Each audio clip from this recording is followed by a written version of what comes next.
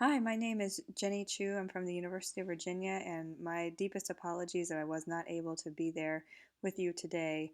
But thank you to my co-presenters for presenting this for me. This is a presentation about exploring connections among embedded drawing and explanation assessments during mixed reality laboratories.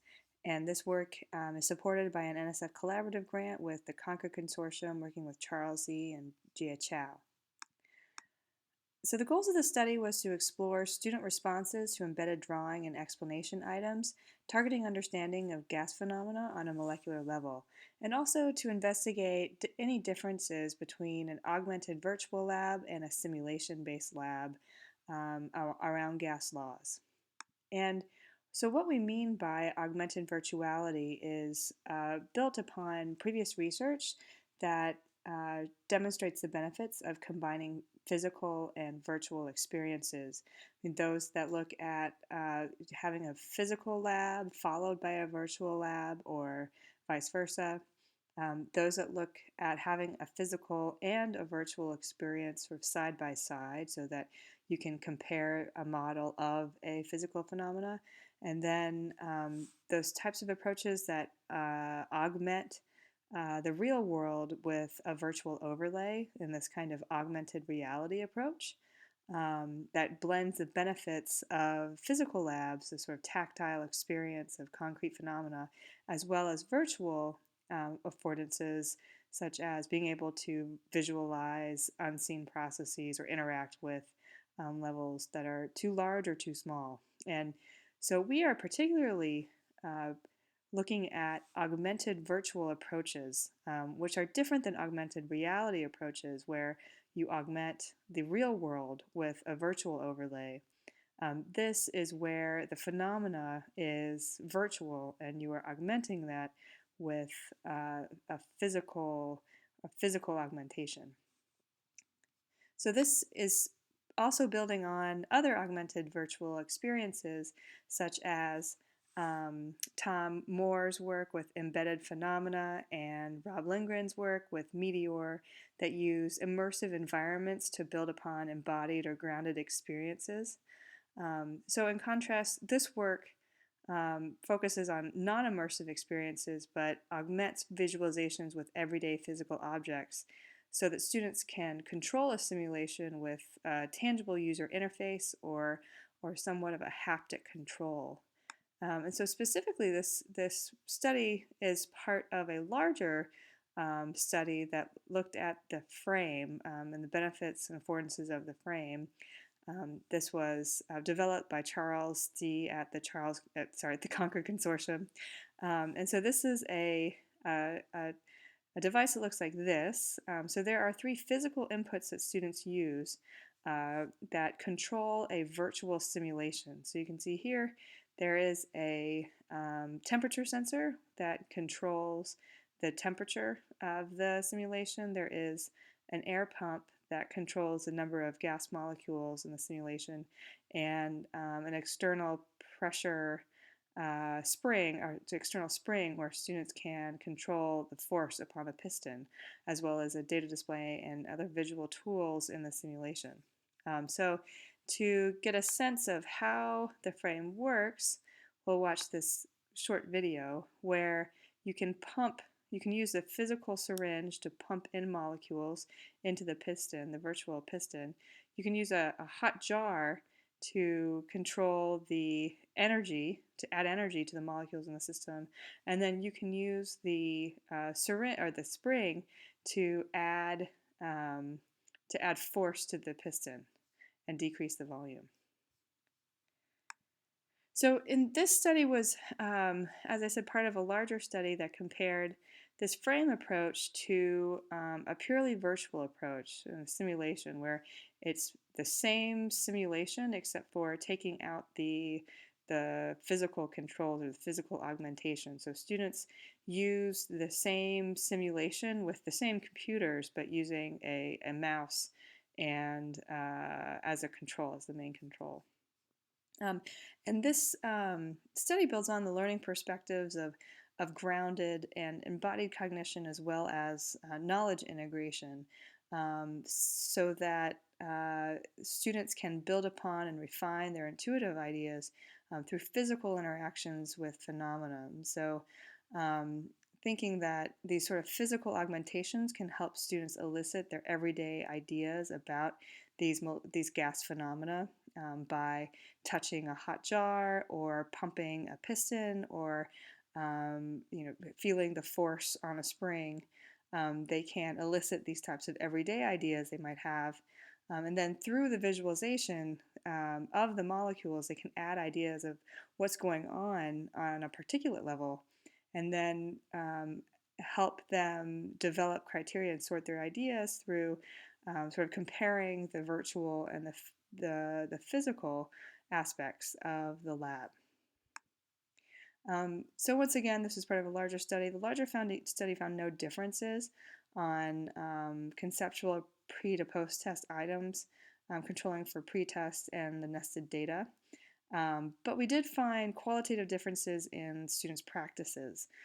So students that were using the simulations tended to go through the lab in somewhat of a step-by-step manner, and one person tended to sort of drive the simulation while the other took notes. With the frame, the students tended to be more exploratory, engage in play, and be more collaborative with the sort of the three modes of input, as opposed to just the one with the simulation with the mouse. And so this study explores and tries to dig a little deeper to look at the student responses to the embedded items within the lab curriculum. So what exactly was that lab curriculum? The lab guide followed a guided inquiry approach where students drew and explained their predictions about certain phenomena. They conducted activities with the technologies and then could refine their drawings or explanations based upon those observations and experiments. So we're looking specifically at two items. There's one where it's a molecular description of temperature, and a second one where it's a molecular description of what would happen to volume, or what would happen to the pressure when you decrease the volume.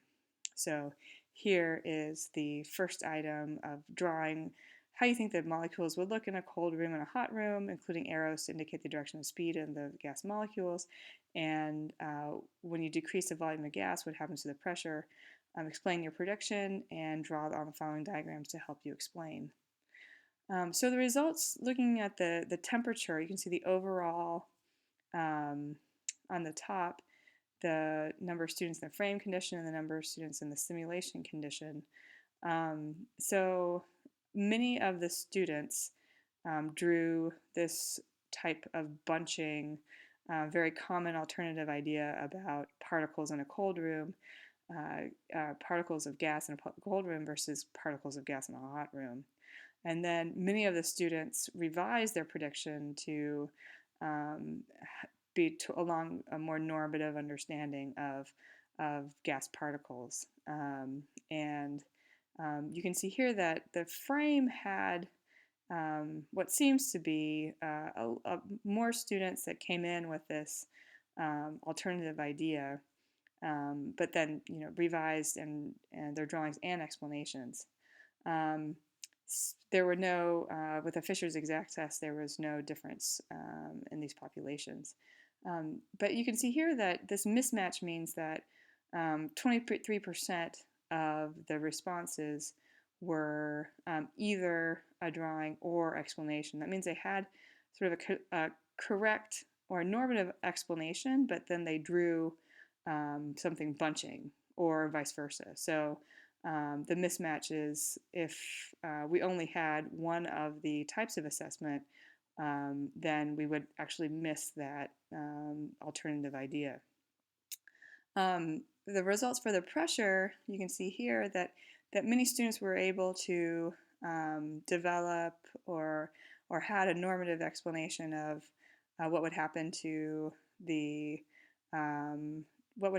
molecular collisions with the walls if you decrease the volume with the same amount of gas.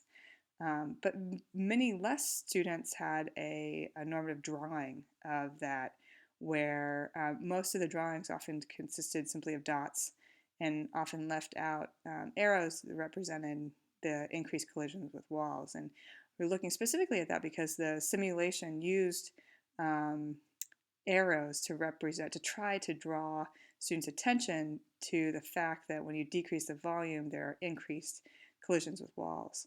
Um, but even so, many of the students were able to at least make a molecular explanation of the physical phenomena. So some of the discussions, you can see that many of the alternative ideas would not be captured if only drawing or explanation items were used, pointing to the need for both kinds of assessments. Um, the results also point to the fact that drawing may be more difficult for different processes, especially those that are inherently dynamic. It was difficult or students just did not show the changes in what was going on with pressure in terms of increased collisions with walls, even though they would say it. Many times they would not have a matching drawing that would reflect that understanding. So it may just be inherently more difficult to draw processes in motion. And this points to the potential of formative feedback based on drawings that potentially, I know Lynn and colleagues have used drawings to inform targeted formative feedback for students.